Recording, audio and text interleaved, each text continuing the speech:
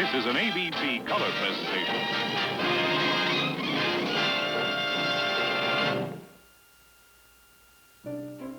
If you wanted to adopt an orphan, anything from a full-grown horse to a baby kitten, or an armful of puppies like these, you'd find them all here at the ASPCA, where they provide food and care for over 250,000 different animals every year. We're going to see how they do all that and much more today when Discovery takes a look at the world's biggest doghouse.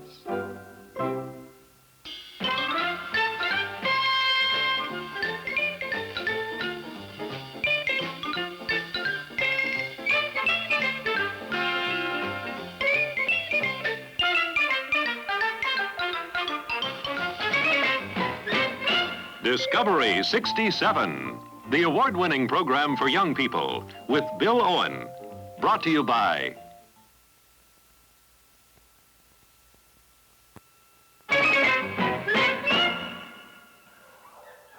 If you live in New York City and you wanted to adopt a pet, like one of those kittens or one of these puppies, you'd probably come here to the ASPCA, the American Society for the Prevention of Cruelty to Animals. Chances are that in your own hometown there's an animal shelter similar to this one, which was established in 1866, a little over 100 years ago. It was the very first humane society in America. The people who work here sometimes call it the world's biggest doghouse, but they provide many services for all kinds of animals, in addition to dogs.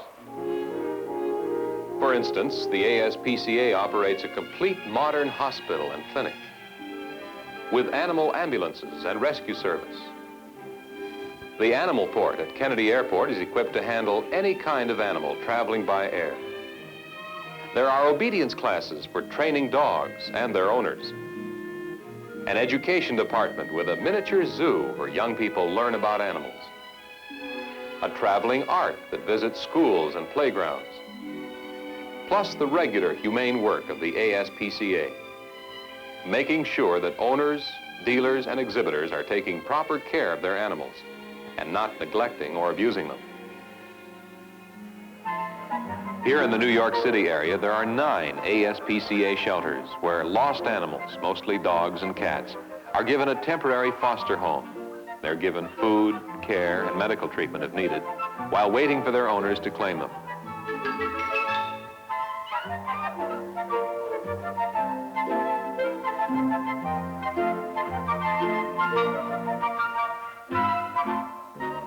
If a dog has his license on his collar when he's found, it's easy to locate the owner. In other cases, people can call in a description of their lost pet, and all 9 shelters in the area will be alerted to look for their pet. If an animal is unlicensed and no one claims it within 48 hours, it's offered for adoption. The adoption service does a remarkable job finding homes for 21,000 animals every year. 15,000 dogs, 5,000 cats, and 1,000 other animals. And they're all given away free of charge. If you wanted to adopt a kitten, you'd probably look here first to see the kittens that are on display in these windows.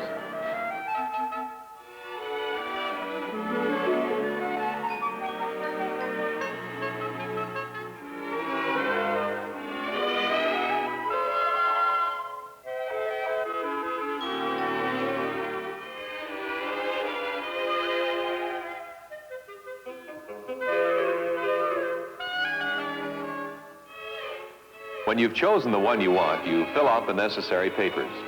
Of course, they make sure that you're able to give your pet a good home. To help the new owners along, the ASPCA gives them a supply of food and a special carrying carton that they design for animal owners. You can also get lots of information about the right way to take care of your pet from booklets published by the ASPCA.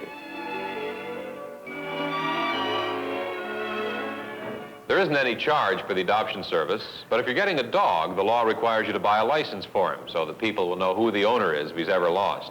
And you can arrange to buy your license right here when you pick out your dog. If you should want to adopt an older pet, a larger dog or cat, you would choose one from the kennels here at the shelter. On any day of the year, you can find all sizes and shapes, all different breeds and personalities. Sometimes it's difficult to decide which one you want. You'd like to take all of them home.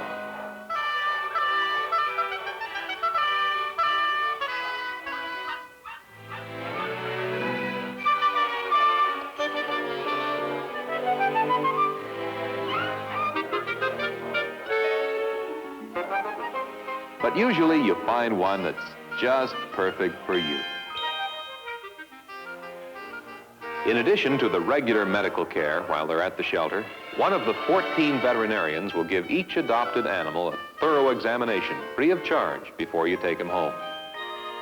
Usually, a new owner arranges to have his pet get his first inoculations right here at the hospital. It's highly recommended for all dogs or cats as an excellent way of preventing illness.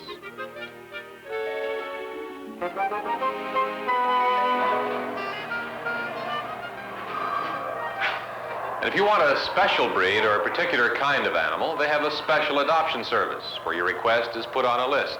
And as soon as one of your special kind is found, you're notified. Of course, most of the requests are for dogs and cats, but they also find homes for many other types of pets. Horses, goats, birds, snakes, fish, and monkeys are all part of those 21,000 orphans adopted every year. There are many more services besides adoptions that go on here all the time. Upstairs, there's a miniature zoo where school classes come in every day to study and learn firsthand about kindness to animals and how to care for them. We're going to see all of these animals, and we'll watch an obedience class to see how they train the dogs and their owners in just a minute.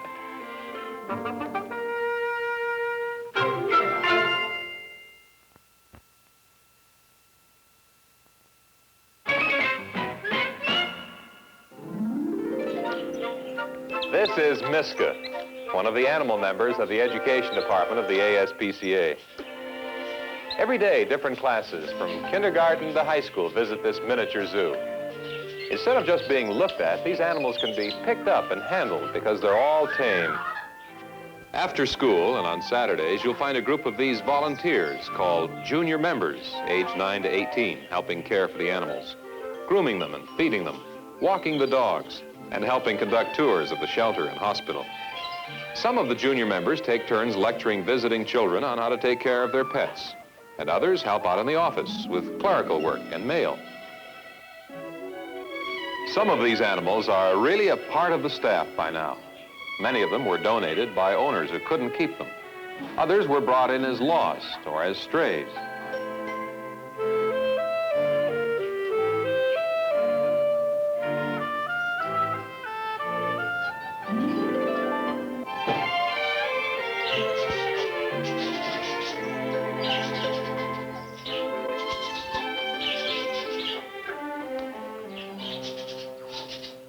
Now, Rose, how would you like to feel this little creature here? And see if you can tell me what you think he is. Kind of feel his hair. Well, let me see what it is first. All right. I'll tell you. You kind of feel around him and see how big he is. What kind of fur he has.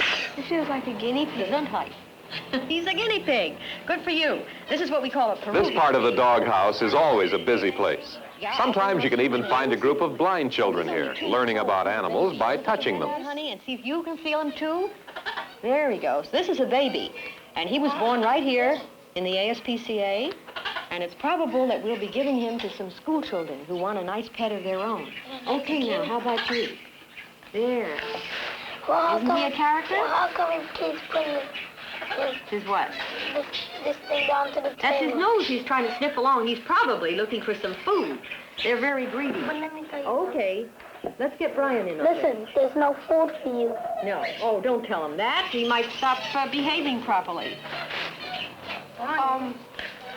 It's a guinea pig. I think I know what this is. Uh-huh. You want to tell us? A guinea pig. A guinnie pig. Good. You've been listening and paying But I have attention. to ask you something. Righto, honey. What? Was his mother here, when he was born? Mother was here, yes. The nice thing about guinea pigs is that when they're born, they're all ready with their fur. All right, let's have Rose touch it. See if she can tell me, okay? Rose, you feel the ears of Esmeralda. I got all See that lovely soft fluffy fur, isn't that nice? Yeah, it's so cute. He's shedding though. He's shedding, you bet. We're all going to have sneezels after this. Yeah. All right, what do you think it is from your little exploration? Well, let me check it. See if I'm right. We don't want to make a mistake. It feels like a rabbit. Good girl. You're just too bright for words here. This is our little Esmeralda rabbit. Let me see. And her name is Eloise. Now, Eloise, somebody apparently got tired of her and put her in a little box and just threw her out. Oh. So they heard her crying and crying, and someone brought her in here, and I decided that I just had to have her for myself. So this is little Eloise, 14-year-old Chihuahua. And how about having you, honey? Is he your pet? Touch. This is my own little pet, my own little girl. That's it.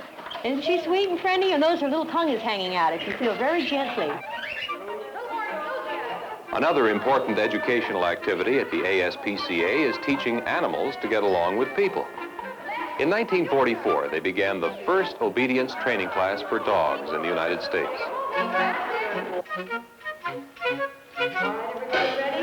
Line them up in a neat line. Get them sitting square. We're going to do the sit stay. Ready? Lead the dog. Stand in front of the nose. Good. Feet up the leash. Let loose. Never have a tight leash. Sit. Sit. Sit. Stay.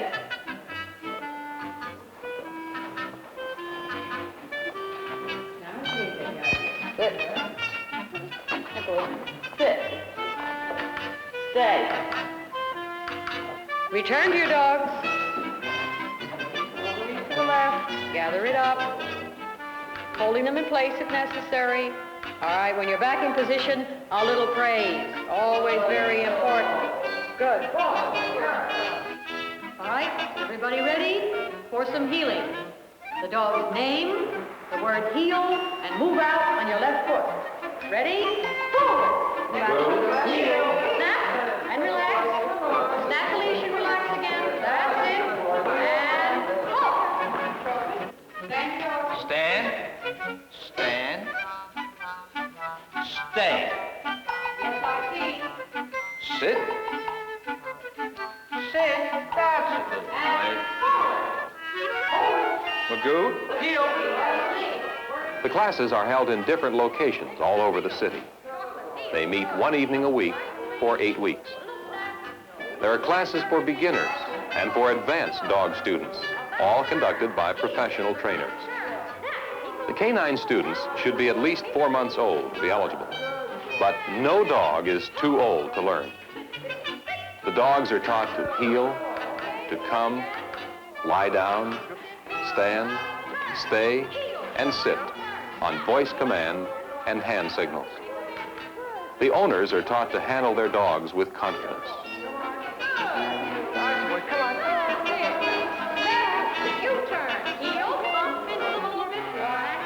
At the end of 8 weeks, the best students and their owners may go on to advanced classes and even professional dog shows. Like all students, the dogs certainly know when class is over. We've seen how you can adopt a dog and how you can train a dog.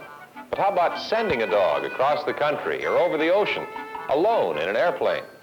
Or for that matter, how do you send a horse on an airplane? We'll find out here at the Animal Port at the airport. We'll do that in just a minute.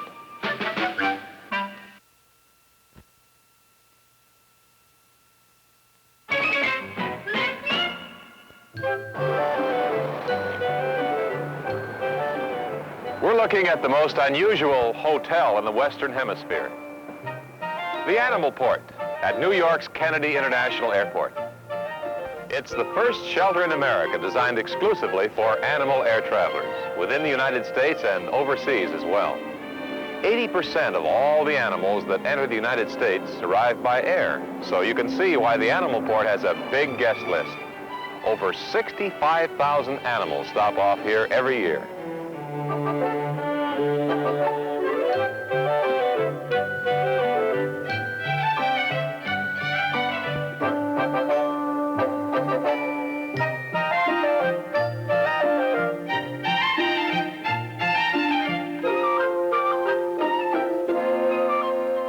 Because there are animals arriving and departing at any time of the day or night, the Animal Port is open 24 hours every day of the year. It provides shelter, food and water, exercise, and even medical care for anything from a hummingbird to a baby tiger. Here's a newly arrived passenger. She's a 6-month-old Royal Bengal tiger on her way from West Bengal, India to the International Pet Festival here in New York. She'll soon be placed in her own hotel room here, just like the other guests. Meanwhile, she has to be fed raw beef, given water, and calmed down from her long trip.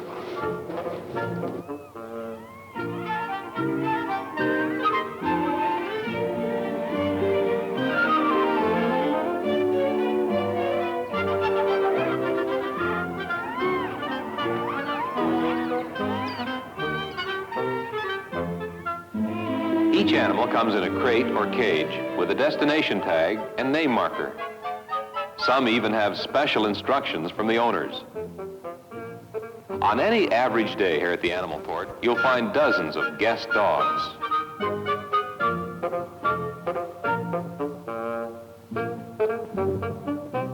And quite a few cats. There are 60 individually tiled kennels for cats and dogs.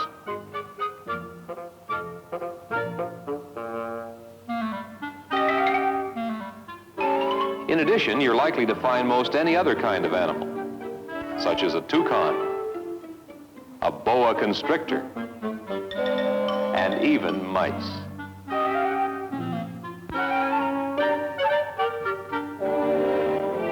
Every one of these guest rooms is cleaned, steamed out, and disinfected for each new arrival.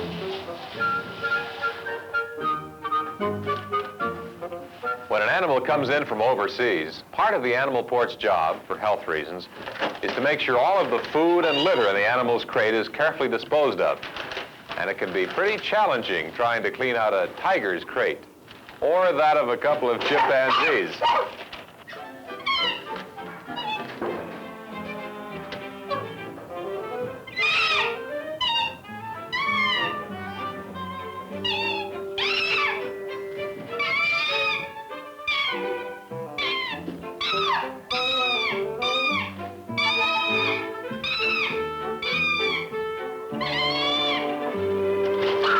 In the kitchen here at the Animal Port, they're able to prepare all kinds of special meals, and more routine ones, such as pellets for mice, bananas for the monkeys,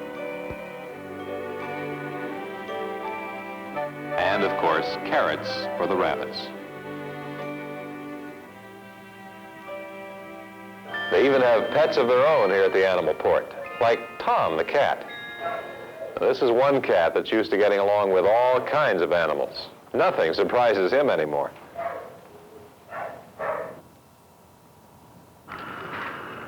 And this is another permanent guest, Billy the goat. He was donated to the ASPCA, and the Animal Port adopted him as their own pet. Here, Billy. Although these stalls are used for other animals, they're primarily for horses. These are race horses that have to do a lot of air traveling. These stables are actually convertible. They can be turned into a large indoor corral, as they do sometimes when 20 or 30 cows and a few dozen horses all arrive at once. You never know what's going to arrive next here at the Animal Port. Right now, for instance, there are some horses arriving. Let's go outside and watch.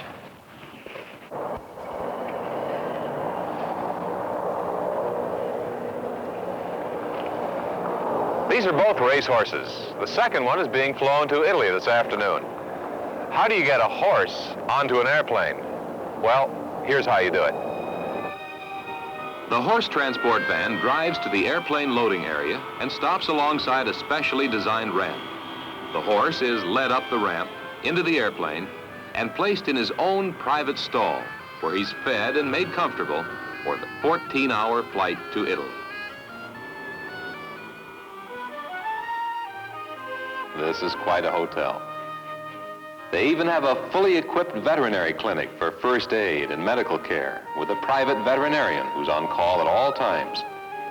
Nothing has been overlooked for the care of these guests. It's a full-time job running the Animal Port. The manager, George Bauer, actually lives right here on the premises. His apartment is upstairs on the roof. He's the only person whose home is right inside the airport, 24 hours a day. In the 8 years since it was built, The animal port has cared for more than 600,000 animals of 139 different species. All of the people we've seen today who work for the ASPCA are dedicated to their humane work. They all try to follow this motto: handle with love. We'll find out about another part of their work in just a minute.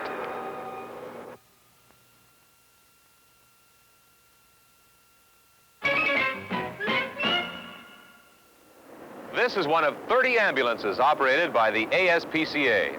This one's for small animals, but they have a large animal ambulance as well. Next week on Discovery, we're going to see how the Animal Rescue Squad goes to work saving injured and trapped animals. We'll ride along in one of the ambulances. We'll watch them using special rescue equipment. And we'll see how their hospital handles over 30,000 animal patients every year. Be sure to join us then. So long.